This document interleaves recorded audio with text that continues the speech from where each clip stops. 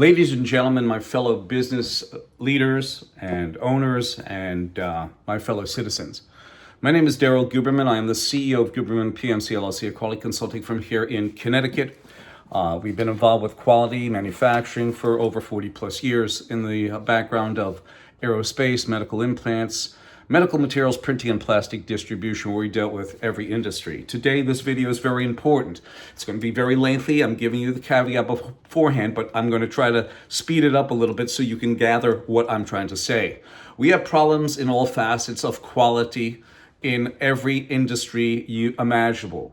Aerospace, medical, electronics, automotive, service industries, etc. All being based on the American National Standards Institute and the American National Accreditation Board, which formed combined forces in 2018. You will see in my presentation. The reason why I do this, and I do this to Joe Bhatia, to Russ Cheney, to James and Carroll, and all the rest of those characters and cohorts that sit on the board of ANSI and ANAP, who are actually destroying the integrity of the United States of America. And we have the proof. We do not make this up. Let me tell you the saga and the story. Please bear with me. It will probably be longer than 10 minutes, but it's very well worth your while to find out our government being involved. I thought there was supposed to be separation between church and state per se, where you don't have federal agencies involved with corporations, but they all sit together harmoniously on ANSI. This video today is about the American National Standards Institute CEO, Joe Bhatia. ANSI is a cybersecurity risk, and we will prove it to you in this video today. Quality expert Daryl Guberman says, and here we go. ANSI is the American National Standards Institute. It is a private, not-for-profit, non-governmental corporation that has both federal agencies and corporations on board. In 2013, I gave a speech at the American Society for Quality. Dave Levy, a Region 3 director of the ASQ, the American Society for Quality, which also sits on ANSI's board, and they owned 50% of the American National Accreditation Board. ANSI, the American National Standards Institute, owned 50%. He came there to try to destroy me. And as you're going to see, as I peel the pages of this rotten piece of fruit, you will find out that this is unbelievable. Here we go. He said that ANAP has no problem with what we're doing. In fact, they support our company. We split our company from a consultancy in 2011. In 2012, we split it into a registration company. There was no legislation, nothing about us certifying companies out there. And if Boeing allowed us in there, their quality prospects would have been a hell of a lot better than they are now, because they're in the trash. Worse than in the trash. And they're going to keep on going down. We have that proof too. It'll be down below.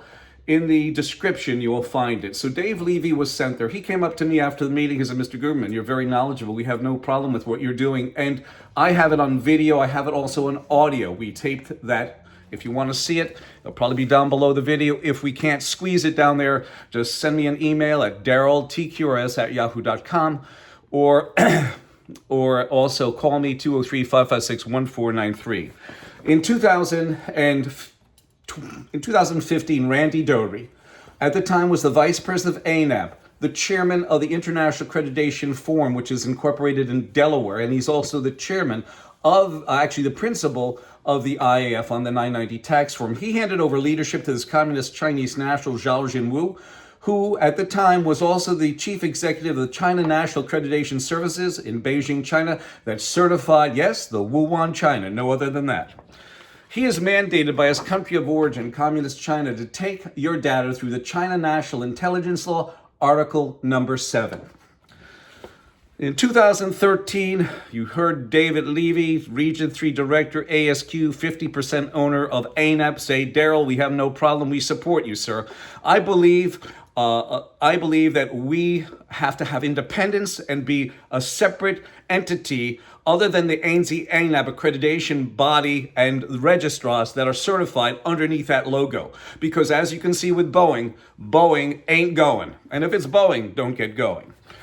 We have an email here from Randy Doherty. At the time he wrote us in 2016, he was a technical advisor on ANAB, but he was still the principal on the IF tax report, so he still had control. How in good conscience? This is in 2016. In 2015, he handed it off the IF to Zhao Jinwu. You will find out when you look through this, and I will show you that ANSI ANAB sit on the IF between 2015 and 21, being watched over by this guy who's been involved with our quality since 1994. Has anybody woken up yet? Oh my goodness. And he's got the China National Intelligence Law, Article number 7. So as a proud American Jewish business leader, how in good conscience could I join a cybersecurity risk when you join ANSI ANAB in 2016, and we did not? You also have Joe Bhatia here congratulating, listen to what he says, Communist China representative thanks ANSI CEO Joe Bhatia for handing over the federal agencies and corporations. Yes, isn't that a tender moment? There is Joe. Isn't that nice? Here's Joe Bhathia's overview. You can stop it and look at all the money that this guy is screwing the government from and screwing everyone. Honest to God, we had a run-in with this guy, and he is incompetent as the day is long. And by the way, you want to get me for defamation? I can prove your incompetency. Yes, we do have it. Next is under his tutelage there with ANSI ANAB, you have failures. You have failures in aerospace quality, laboratory, auto recalls, food, toy recall, and medical issues. Under his guidance as they call it a voluntary consensus standards. ANSI's a standard writer. They're also an accreditation body. You have Cargill Beef, who is accredited through ANSI, but they have the certificate from the British Retail Consortium. You have also SurfSafe, rated D- on the Better Business Bureau. And they are accredited by ANSI. Everything this guy touches doesn't turn to gold, it turns to crap. Now here we go. Separation of federal agencies and corporations. You have sitting on ANSI NIST, which is part of the Department of Commerce. NIST has the NIST MEP, which is a manufacturing extension partnership, 50 strong throughout the United States, getting both federal and state money. 64.85% of that goes to pay their management personnel, and the bitter dregs are left for their to dispense amongst their manufacturing companies in those states. They also sit on ANSI's board, as you can see. You have a Gordon Gillerman making $120K a year, $120,361, and it goes as a royalty payment. We're going to come up with that soon. So they have a federal agency on board. You also have Homeland Security that sits on ANSI's board. Homeland Security, and you have a Phil Masterson making $262,000 and change, plus they're getting their federal salary. This is what the IRS designates there it is, a royalty payment, ladies and gentlemen. You have, again, ANAB sitting on ANSI's board. You have the factor, as I told you, ANSI taking over complete control over ANAB in 2018. And here they are. As I told you, they sit on ANSI's board between 2015 and 21. And remember, Randy invited me to join in 2016, but how could I when they're sitting on an organization that's controlled by Communist China in the United States, no less? It is a repository. IAF is a repository for both national and international accreditation bodies. So you're getting the picture? They are also, ANSI ANAB are also underwriters for the IAF and also the International Laboratory Accreditation Cooperation in Australia. Who sits over by them?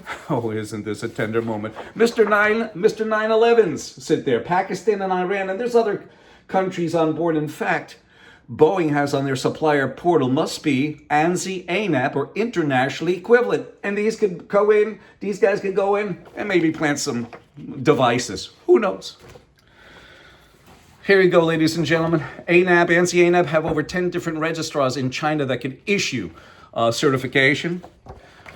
This is telling you right off the bat that ANSI is the founder of the International Accreditation Forum, so it only makes sense that they are underwriters, which means that they take any responsibility, systematic or product failure within that system, and Boeing hasn't touched them for the door on the Alaska. Those lawyers don't have a clue that are doing the Alaska airline that popped the door. They have no clue, just like the Ethiopian and also the Indonesian airline. IAF and ILAC are sister organizations. Here is the actual, I'm going to stop here, hold it. I'm not going to read it to you, but you can stop the video and read it yourself, ladies and gentlemen. To prove to you my validity, integrity, honesty, and the truth here is the actual, one of the many government contracts we have, standard operating work order, that states verbatim that it's 2018, so our state government, our federal government invited communist China in. Why? Because take a look at this. Here it is. It states, ANAB is an underwriter for the International Accreditation Forum. Isn't that a tender moment? And to prove it, it's right here at the bottom. If you read that, it says, auditing firm has approval to use the IFMLA mark, provide copy of accreditation certificate. So they basically invited communist China in to different parts of the State Department to recertify those organizations and gather data. Isn't that nice? You have 7 different registrars that sit on ANSI ANAB's board. In fact, you have Intertech, which is certifying or registering, accrediting the Sparrow Aerospace Systems, where Patrick Shanahan is now the CEO, who used to be the Deputy Secretary of Defense, okay? And he was asked about the F-35 fighter. How is the program? And he said, and I'll have that down below, he said that it's fucked up. Not only is it fucked up, he said the program is, but you know what's really fucked up? After their 801st ship, F-35, it's still produced with rejects. But this guy you could probably find on the golf course, Jim Tassett. Isn't that nice? Now here we go. Here's Zhao Jinwu in the laboratory at Wuhan, China, okay, issuing a laboratory certificate. Let me just say this. In 2018, some specialists from the United States were sent to Wuhan, China, and the scientists there were complaining. We don't have enough trained technicians. We don't have enough trained technicians. So he put a certificate into a laboratory that wasn't prepped to receive a certification. So take a look. No wonder why he's smiling. He probably got a big roll of money after that nightmare, right? Here goes something else, ladies and gentlemen, to illuminate you with. Here you go. Upcoming events, second China-U.S. workshop and challenges of emerging infections, laboratory safety, and global health security. As you can see, it talks about gain-of-function research. If you read all 5 of these bullet points, you will find out that when Rand Paul and Anthony Fauci from the NIH, he was inquisitioning Anthony Fauci about gain of function, and he said, Fauci says, I don't know anything. Well, here you go, ladies and gentlemen. Bullshit is bullshit, but here it goes. Proof of the pudding. This is an actual article that said, revealed U.S. government gave $3.7 million grant to Wuhan lab at the Center of Coronavirus Leak Scrutiny that was performing experiments on bats from the caves where the disease is believed to have originated. Yeah, it may have originated, but they have a guy, Charles Lieber from Harvard University, a specialist in both biological and electronic nanotechnology. He was manipulating, without a doubt, he was manipulating that virus. This is the actual CDC booklet that came out in May of 2019, ladies and gentlemen, 2019. And it states, and I'm going to read it to you, about trained technicians. You can't make it up. Page 3. The safety and function of the BSL-4 laboratory rely not only on the containment facility and biomanagement systems, but also on highly qualified and experienced staff. And they didn't have it, and you have Zhao Jinwu over there handing them a certificate. You know why? Because ANSI and ANAB are protected by the FBI, CDC, NIH, FAA, FDA, USDA, EPA, Securities and Exchange Commission. They figure that they can give these pieces of paper out that are worthless if they're ANSI ANAB accredited. And here you have the confession about the release of the COVID virus from Miss Pamela Sale, who gave a deposition, I think 2017-18, in Texas because of a laboratory failure. And she said, one of the issues, it's right here. You know what? All I'm going to say is this. You can stop the video. I'm not going to read it. It's going to take too much time. It just says that they have no protocol. There's from one lab to another, whether it's forensics. She says forensics, but I'm going to add phlebotomy, bio level 4 labs. They all fall under the same issue, and she is the vice president of laboratory accreditation. She doesn't know a virus from probably a disease. I have no idea. A cold from a flu, from a cut. I have no clue. But she basically confesses that yes, Wuhan definitely let loose the virus. And here you go. A majority of scandals happen in accredited laboratories. So without a doubt in my mind, you have this bad connection between ANSI and China. You have ANSI, Pakistan, Iran. Iran hadn't paid their bill this, as far as I know. They're still not on the IAF. They're suspended because they didn't pay their fee to maintain their status on the International Accreditation Forum. I'm going to leave this here. I think I gave you enough information. This video, again, is American National Standards Institute CEO Joe Bhatia. Dear old Joe Bhatia. It is absolutely deplorable when you have him here congratulating a Chinese national for basically handing over both governmental agencies and corporations that sit on ANSI's board. You can't make this up. 203-556-1493 or Daryl, tqrs@yahoo.com. And remember this, ladies and gentlemen, by David Foster Wallace, the truth will set you free, but not until Daryl Guberman finishes with you. I thank you.